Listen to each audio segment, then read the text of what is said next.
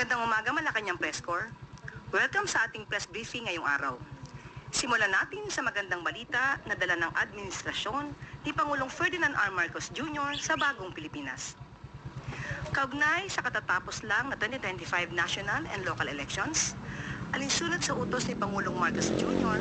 sa Department of Budget and Management, inaprubahan noong Biyernes ng DBM ang 2,000 pisong across-the-board increase sa honoraria para sa mga guro at election workers. Ito ay bilang pagkilala sa kanilang mahalagang papel sa maayos na pagsasagawa ng 2025 national and local elections.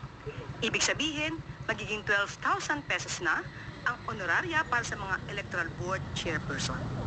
11,000 pesos naman para sa poll clerk at third member, habang 8,000 pesos naman para sa mga support staff.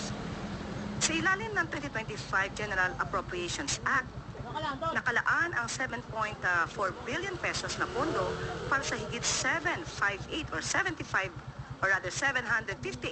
poll workers sa bansa.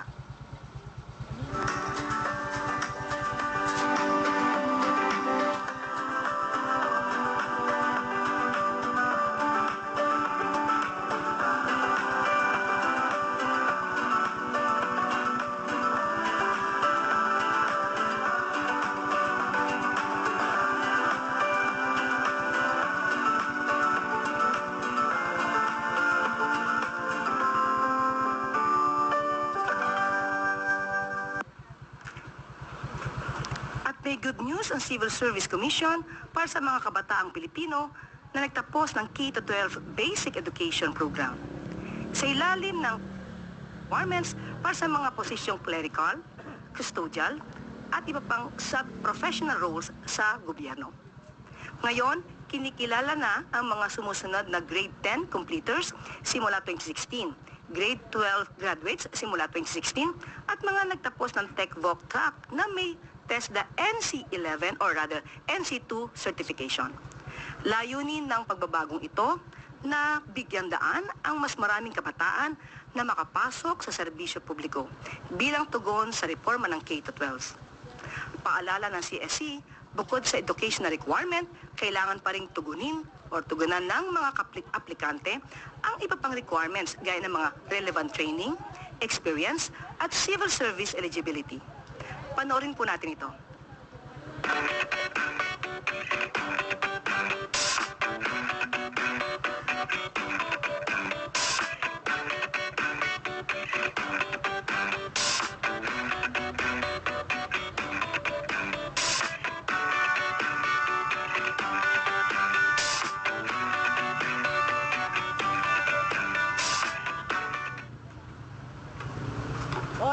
At yan po ang ilan sa mga good news natin sa araw na ito.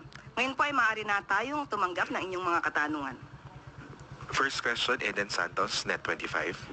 Pasok. Good morning po, Yusek. Sa bagong composition po ngayon ng Senado after 2025 midterm elections, kumpiyansa pa rin po ba ang Marcos administration na ma-pursue yung impeachment laban po kay Vice President Sara Duterte? Wala pong anumang balita patungkol sa pagpursu ng Pangulo sa impeachment or sa impeachment trial ni VP Sara. So yan po ay ating tinututulan at pinasisinungalingan po. Wala pong sinasabing anumang pagkumpiyansa na para mapatalsik o matanggal sa pwesto ang Vice Presidente. Salamat po. Next question, Kenneth Pasyente, PTV. 79% ng mga nakatatanda ay permanenteng bulag dahil hindi nila alam ito ng maaga. Ang iyong mga mataba ay Salamat po. Next question, Kenneth Pasyente, PTV. Hi ma'am, good morning po. Ma'am, with 6 administration-backed candidates in the Magic 12, how do you think this would help advance the President's legislative priorities po? Ngayon po, na naboto na po ang mga susunod na mga leaders natin, umaasa ang Pangulo na ang bawat isa, ang lahat sa kanila, na binoto ng sambayanan, ay tutugon sa pangangailangan ng taong bayan. Ang trabaho po nila ay para sa bayan, para sa taong bayan, hindi para sa ilang interes. So anumang kulay yan, Sa nagdaang election may 2025 nagsalita na ang taong bayan. Doon sa top 6 nandoon yung mga tao ni Duterte na ibinoto ng nakakarami. Ibig sabihin nasa top 6 si Bato at saka si Bongo. Yan yung mga naniniwala, mas naniniwala kay Duterte kaysa kay BBM. So nagsalita na. So ngayon dapat tumahimik na tayo. Respetuhan na lang. Respeto natin si Duterte kahit na inimbestigahan siya. Respeto rin naman sa ating Pangulo. Dapat kaya na natin tumakbo si Bongbong hanggang 2028. Kayong mga DDS, tumahimik na rin kayo. Lahat tayo tumahimik na. Tapos na eleksyon, nagsalita na. Alam na namin na pareho may nagmamahal sa digong nyo. May nagmamahal din sa mga bumoto kay BBM kaya naging Pangulo. Kung pwede sana tumahimik muna tayo, hintayin na natin yung 2028. Iboto nyo si Sara para masusunod na maging presidente.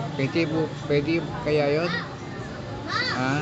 O kasing gulo kasi ni Sara, ayaw din tumahimik eh. Pero anyway, hindi naman siya pinapatuloy natin Pangulo.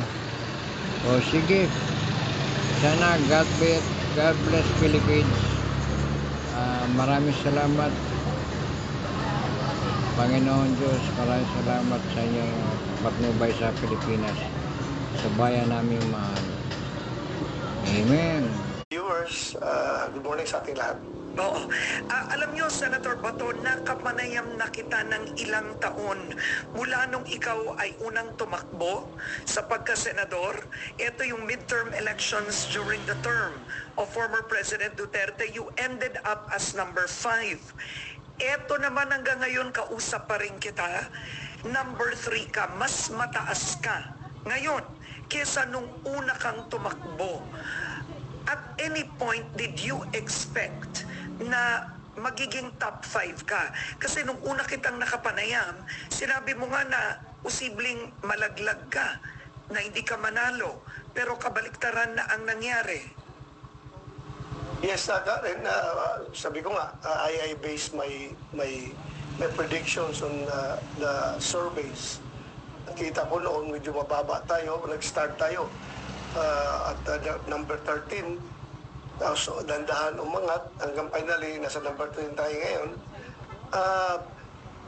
Well, yung nag-expect ako in the sense na naniniwala ako dun sa survey ng Pulse Asia, nagsasabi na yung statistical ranking ko is at 2 to 4. 2 to 4. So, in-expect ko na dyan tayo maglalanding. At si Senator Bongo naman, alam naman natin na runaway number 1 na siya in the recent surveys, no, prior to elections. So nag-expect na ako talaga na gano'n ang mangyayari. Okay, now you defined your win in the top 5 as a protest vote. Pag-usapan natin yon. Para sa iyo, what do the results of the election convey? It conveys the sentiment of the Filipino people. Sabi ko nga, yung biglang pag-angat namin sa ranking, kami ni Senator Bongo, it came with a heavy cost. At ang cost na yun ay yung freedom ni Pangulong Duterte. Yun po ang naka-angat talaga sa amin ng gusto. Yung paghuli nila kay Pangulong Duterte dahil nagrabyado talaga ang taong bayan. And I must be honest to you. Limited lang naman yung napuntahan natin, no? Hindi tayo nakapunta sa North, Luzon. Kulang tayo talaga sa exposure sa... Hindi ka talaga nakapag-ikot. Hindi ako nakapag-ikot sa Bicol.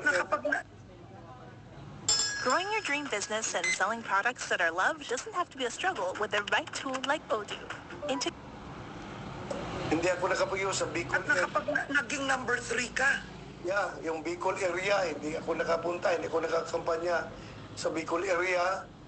Itong sa mga summer area, hindi rin ako nakapunta. So very limited yung napuntahan ko. At yung mga napuntahan ko naman, ang sinasabi sa akin ng mga kababayan natin na, sige lang sir, relax lang kayo sir, kami nang bahala sa iyo. Basta pagdating ng eleksyon, doon namin ipapakita sa aming baluta yung sama ng loob namin sa ginawa nila kay Pangulong Duterte. Kaya ko nasabing protest vote yung aming panalo dahil nga ramdam ko yung mga naramdaman ng ating mga kababayan as we went around sa aming very limited na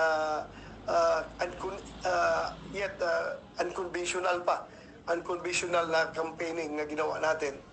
So doon ko naramdaman na ito totoo talaga at makita mo naman yung result sa buong Mindanao, halos buong region ay nagsusolid vote sila ng Duterte.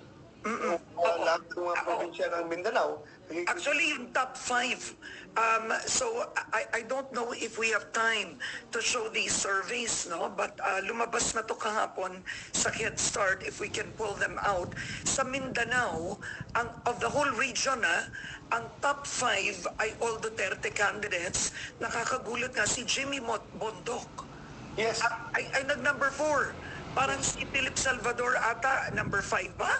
Or Marcoleta, parang it's Bongo, Bato, Marcoleta, tama, no? Yes. Ang buong Mindanao region. Yes. So yun, nag-solidify yung buong region dahil sa pangyayari. Talaga nasaktan yung mga taga Mindanao. Yung mga taga Sub-Saharan region ay nasaktan doon sa ginawa nila kay Pangulong Duterte. Pero to be fair, nakapasok si Bam Aquino sa Mindanao. 'Di ba? So medyo nakapag-across the board. Pero ang surprising rin, yung Visayas as a region. Ang Cebu kasi, the province, is more than 3 million votes. Davao province is 3.4 million. Ang Visayas region, ang top 5, puro Duterte candidates din. Kaya nga, Karen, ako yung nagulat ako, I was expecting na I will perform well dyan sa Cebu. A mix of surprised and grateful reactions from the 5 highest vote getters in the Philippine senatorial race. The sole administration bet in the top 5 says he's ready to work with the opposition, whether they're allied or not with ex-President Rodrigo Duterte. Victoria Tulad has tonight's top story. Salamat po. Senatorial race frontrunner Senator Bongo profusely thanked supporters after landing in the top spot in the partial and unofficial results of Halalan 2025. As of 6:30 p.m., Go has received more than 26.4 million votes. Para po ako nabunutan ng pinik. Salamat sa Panginoon, sa mga kababayan ko Pilipinas, salamat sa inyong suporta at tiwala. At hindi ko po sasayangin yung tiwalang binigay niyo po sa akin. He said the campaign wasn't easy considering that he and PDP Laban candidates were in the opposition. This early though, Go said he will focus on issues affecting the health sector. Tututukan ko po ang health. Hirap po magkasakit. And of course, itong PhilHealth. Hindi ko kayo titigilan. Coverage from glory to duty, the rise of the German Shepherd. Hero. In the heart of the city, the German Shepherd stands tall on the winners. Back at the training center, trophies line the shelves. But his eyes. The German Shepherd begins a new kind of training.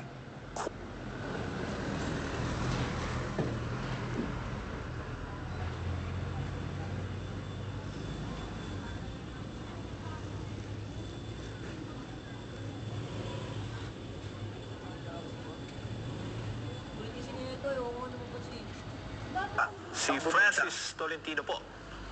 Tol. Oh, naku, yun ang hindi na ako nagtataka. Kasi, kung matatandaan mo, yun ang Tolentino ay ipinanalo niya ang kanyang pagkasenador dahil si Presidente Duterte. Sabagat hindi naman siya nananalo kung siya tumakbo noong una. Pero dahil si Presidente Duterte, siya ay nanalo, nagsilbihan. At hindi pa siya mainit na nakaupo, iniwan niya na agad. Iniwan niya na yung partido niya, iniwan niya na. Makakasama po natin ngayon, political analyst Ronald Llamas. Ronald, magandang gabi. Salamat sa iyong oras. Umpisa na natin sa report ni Attorney Karen sa Davao. Any surprises there? No? Not even yung landslide, yung ganung kalaki, 600,000 compared to 80,000. Actually, nakatulong po nga yung arrest ni Digong para sabi kasi kanina, in spite. Pero tingin ko mas nakatulong pa ngayon, nakadagdag pa. Pero they've been there almost forever. So, hindi siya surprising. Bagaman, dun sa isang distrito, yung kay Omar, usually ang may hawak niyan ay the Garcias. Ito yung first time na natalo yung Garcia dyan. No, pero dati kasi, kaalyado ng Duterte ang mga Garcia. Kaya hindi rin surprising. Pero historically, ang Duterte at Nograles magkaawayan dati. Tapos nagbati sila. Nagbati nung presidente si Digong. Digong, no? right. Yes, pero yung political fortunes kasi ng mga Nograles ay nakatali sa mga Duterte. Diba? Cabinet Secretary ni Digong si Carlo. Diba? Opo. Kaya tingin ko wala silang chance from the start. Alright. Balikan naman natin ang 12 winning, yung top 12, no? Yung pasok sa Magic 12 dito sa midterm elections bilang mga senador. Umpisahan na natin. Bam Aquino, number 2. Kiko Pangilinan, number 5. Rodante Marcoleta. Sasama ko na po silang tatlo kahit di po sila magkakaalyado. How did this happen? Well, basically, yung election was an anti-administration vote, no, a protest vote sa administration. Kaya si Juan kasi Bongo, inaasahan na natin yan sa mga surveys, di ba? Si Camille at saka si Aimee nasa bingit nung 12. Minsan pasok, minsan labas. Si Marcoleta ang medyo malayo, si Bam ang labas din at nakakabigla na nag-number 2. Si Kiko ay mas malayo kay Bam pero nag-number 5. No? Kaya yun yung una, anti-administration vote. Ikalawa ay nabuhay yung pink. Wait a minute, bago tayo pumunta sa pink, kung anti-administration vote ito, bakit nakapasok si Bam tsaka si Kiko? Dahil ay critical din, hindi naman sila pro-administration Kaya hindi sila tinamaan ng anti-administration. At very anti-Duterte sila. Linawin natin iba yung anti-administration, iba yung pro-Duterte vote. Dahil ang mga pink are sharply anti-Duterte. No? Fast forward, halimbawa sa party list, yung Akbayan party list is sharply anti-Duterte. Hindi nga yung nag-file ng impeachment Diba? So, iba yung anti-administration vote, iba yung pro-Duterte vote. Okay. Diba? Nakapag-consolidate yung Duterte, nakakuha sila dun sa undecided para maipasok si Marcoleta sa winning circle. Pero yung iba nilang kandidato, hindi nakapasok. No? Ang dramatic ay si Bam at saka si Kiko. Yeah. At yung party list na Akbayan at yung ilang mga local candidates. Yun ang dramatic. No? Dahil, Pati ML. na malayo. Layo-layo nun, doon sa mga surveys. So, ang isang casualty dito ay mga surveys. Yun na nga Kausap ko si Professor Holmes kanina, sabi nga nila, titingnan nila, this is a good way to analyze yung kanilang naging paglabas ng mga survey. No? Alright. And with regards to other surveys, also, we were talking about it kanina, yung parang lumalabas si Publicus, medyo siya yung... Sa nagdaang election may 2025 nagsalita na ang taong bayan. Doon sa top 6 nandoon yung mga tao ni Duterte na ibinoto ng nakakarami. Ibig sabihin nasa top 6 si Bato at saka si Bongo. Yan yung mga naniniwala, mas naniniwala kay Duterte kaysa kay BBM. So nagsalita na.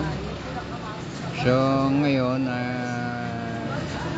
dapat tumahimik na tayo. Respetuhan na lang. Respeto natin si Duterte kahit na inimbestigahan siya. Respeto rin naman sa ating Pangulo. Dapat kaya na natin tumakbo si Bongbong hanggang 2028. Kayong mga DDS, tumahimik na rin kayo. Lahat tayo tumahimik na. Tapos na eleksyon, nagsalita na.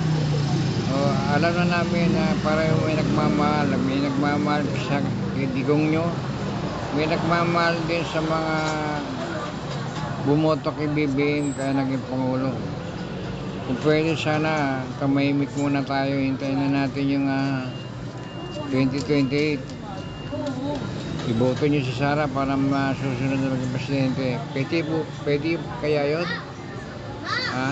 O kasing gulo kasi ni Sara, ayaw din tumahimik eh. Pero anyway, hindi naman siya pinapatuloy natin Pangulo. O sige, sana God bless Philippines. Maraming salamat Panginoon Diyos, maraming salamat sa inyong patnubay sa Pilipinas, sa bayan namin mahal.